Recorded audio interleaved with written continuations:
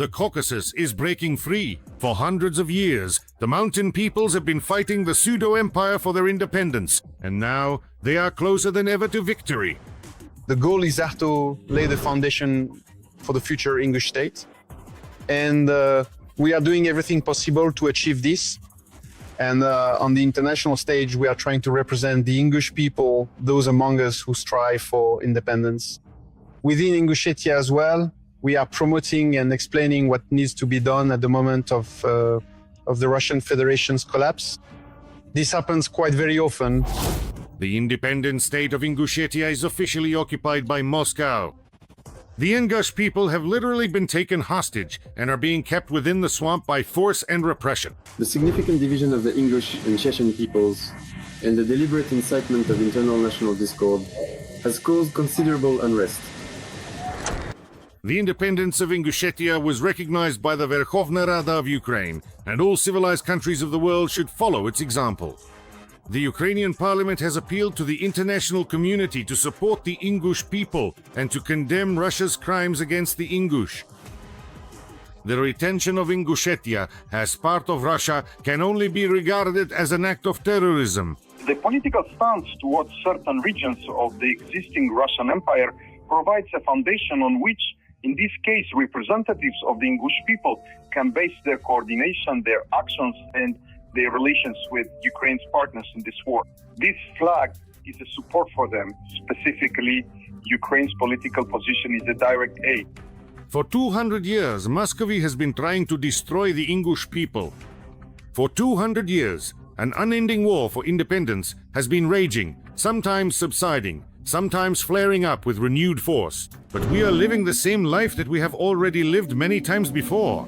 The Ingush have endured the bloody Caucasian wars and the genocide of 1944, when Stalin deported an entire people. The Ingush had their lands, where they had lived for centuries, taken from them by force. And today, Moscow continues its terror. They told us, "This never happened, you were never deported. You made it up. You need to forget." I said to myself, my God, how can you possibly forget something like that? Russia does not hide its hostile attitude toward Ingushetia. Russians behave in the Republic like occupiers. With the arrival of the so-called Russian world, life in Ingushetia has become unbearable. Today, the Republic of Ingushetia is one of the poorest regions of the pseudo-empire. Almost 30% of the population lives below the poverty line. A third of the entire republic lives in poverty. These terrifying numbers are hard to comprehend. Total poverty, widespread corruption, and significant negligence have unfortunately led to a surge in cases of carbon monoxide poisoning in Ingushetia. In just 2 weeks, there were 9 such cases, 3 of them fatal. Ingushetia has a high unemployment rate, especially among young people. This is leading to a demographic catastrophe, because part of the population is leaving, while others sign contracts and go to die in Ukraine. And they are tragically dying there in very large numbers. The local authorities in Ingushetia are completely controlled by Moscow and are essentially acting as collaborators, working against their own people, which is a grave concern. They are carrying out a policy of genocide against their own people. These lackeys remain in power only thanks to Moscow's repressive apparatus. This is somewhat similar to the management model of the DPR. Only Ingushetia, unlike the DPR, is not a quasi-republic. Operation Positive.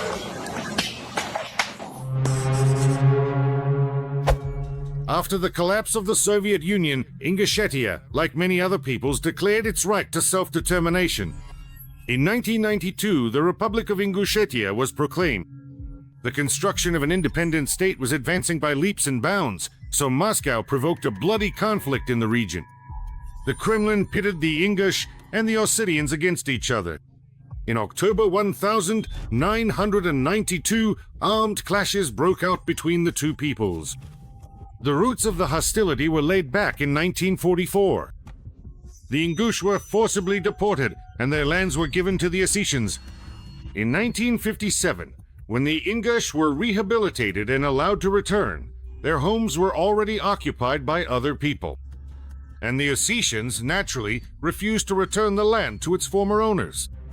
The Soviet authorities kept the problem under wraps, and the hostility smoldered for years until it erupted into one of the bloodiest ethnic wars. A state of emergency has been officially declared in North Ossetia. This significant event happened because of a violent clash between Ingush individuals demanding that the local police stop investigating a murder in the village of Yuzhny and a unit of internal troops. There are dead and wounded. The Supreme Soviet of North Ossetia is asking the Russian authorities to deploy additional units of internal troops to the republic. Russia sent its troops into the region, supposedly to stop the terrible bloodshed, but in reality, it clearly took the side of the Ossetians. In just a few short days of intense fighting, approximately 600 innocent people were tragically killed, and more than 60,000 Ingush were forcibly driven from their homes and still, to this very day, cannot return. The conflict is still unresolved and will not be resolved, because it benefits Moscow. As long as the Ingush and Ossetians are fighting each other, questions about their own independence remain secondary and less important. Give him land, you have plenty of it. The Ossetians possess a great deal, while the Ingush, in contrast, have very little. As soon as protest sentiments start to grow in Ingushetia and people begin to actively talk about sovereignty, the Kremlin immediately stirs up ethnic strife. In 2018, Moscow pitted the Ingush against the Chechens. The scheme was exactly the same as in the Ossetian conflict. The pro-Kremlin authorities of Ingushetia secretly handed over parts of their territory to Chechnya. Ahmad is truly power. Allahu Akbar. Allahu Akbar. Ramzan Kadyrov threatened to take land from neighboring Ingushetia by force. This is how the head of Chechnya responded to the Ingush protest that took place on the 12th of November in the Sanzhensky district. Local residents were outraged that the Chechen authorities had started construction work there without coordinating with them or with Megas. Kadyrov called the protesters provocateurs who are trying to play the nationalist card. This sparked protests involving thousands of people. The Ingush people rose up and came out to defend their land. The Kremlin-backed Putin's protege Kadyrov even openly threatened the Ingush people. These Ingush heroes who have grown out their beards, I'll cut off those beards and give them ponytails. But it's not so easy to intimidate people who have endured 200 years of wars and repressions. The protests only grew stronger, so Moscow had to intervene once again. And once again, it acted against Ingushetia. The protests were suppressed, the leaders were arrested, and the persecution of the Ingush people intensified.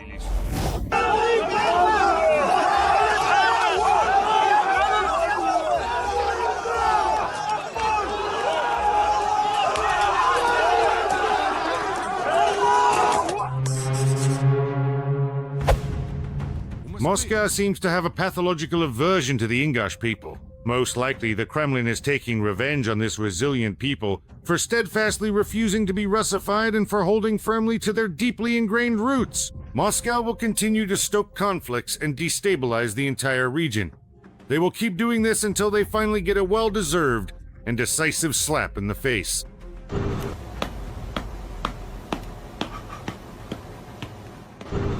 In the fourth year of the full-scale war, Ukrainians have shown that it is possible to successfully wage an armed struggle against a pseudo-empire. You can't negotiate with a terrorist. They only understand force. Let me emphasize the real losses in this war. There was a report at the board meeting. How many were conscripted last year, this year there? Well, 400 plus. The Ingush have extensive experience in resistance. In the 90s and 2000s, there was large-scale anti-Moscow underground activity there.